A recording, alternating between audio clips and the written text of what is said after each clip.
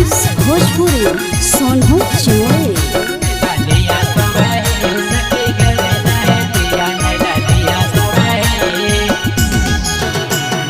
लाल रंग साड़िया लाल स्तोबा चोलिया है, लाल रंग साड़िया लाल स्तोबा चोलिया न लालिया सोबे सखी घर न पिया न लालिया सोबे सखी घर न पिया न लालिया सोबे।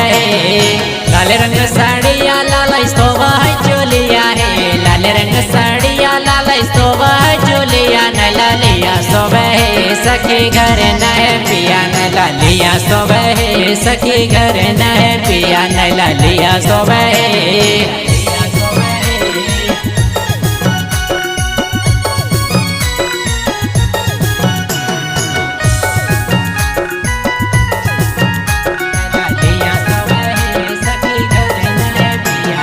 दीना चार भेले ले करिए गोना है, सैया चला गला है कमावैले पटना है। दीना चार भेले ले करिए गोना है, सैया चला गला है कमावैले पटना है। लाल रंग चूड़िया लाल सोवाए बलिया है, लाल रंग चूड़िया लाल सोवाए बलिया न लालिया सोबे सखी घर न पिया न लालिया सोबे सखी घर न पिया न लालिया सोबे।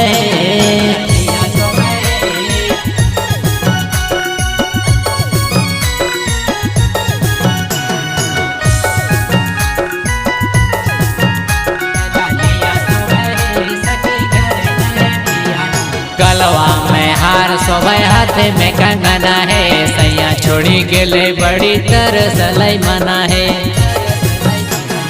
गलवा में हार सोबे हाथ में कंगना है, सैया छोड़ी गेले बड़ी तरसलई मना है। लाल रंग बिंदिया लाल सोबे मालिया है, लाल रंग बिंदिया लाल सोबे मालिया न लालिया सोबे सखी घर न पिया न लालिया सोबे सखी घर न पिया न लालिया सोबे।